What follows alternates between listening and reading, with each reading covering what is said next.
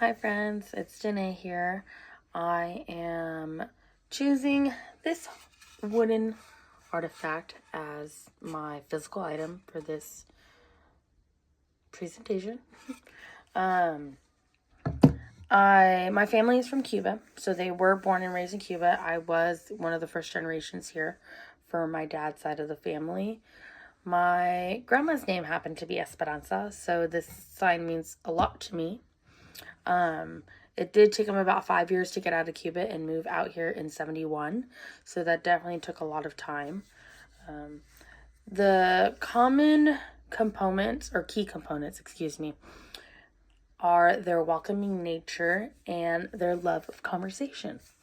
I did chose this because my grandma's name was Esperanza and because I'm sure she had a lot of hope for a better life. I don't think they had a really good time in Cuba growing up and, living their really, really hard life. I think they would say they didn't have a lot of food. I think they live off of rations and stuff like that. So it's just very hard growing up in a community, in a country like that.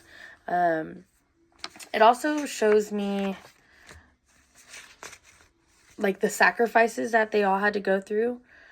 My mom is actually my dad's sister. It's kind of hard to explain. She took legal guardianship of me and my twin sister when we were babies. So she was almost 18 when she got here. So almost practically an adult living in a communist country, coming to the US where you have more of a freedom here, I'm sure was really, really hard for her. And my grandma raising five kids. She had 5 kids when she moved here along with my grandpa. I'm sure there was just a lot to do and a lot to go through and a lot of hardships. So that does really, why it kind of means a lot to me. This object gives me insight into my culture because it does remind me, again, with our key components, I am a huge chatterbox. I love to talk. Once I get to know somebody, I'm an open book. And then, also going off of that, welcoming nature, I love hanging out with my friends, seeing people, talking to people, whether it be at work, on the phones, at my kids' daycare.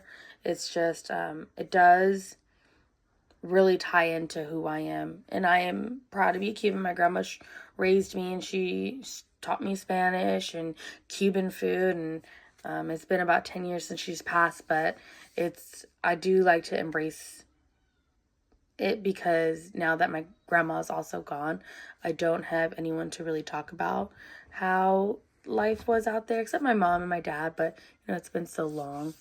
But that's my presentation. Bye bye.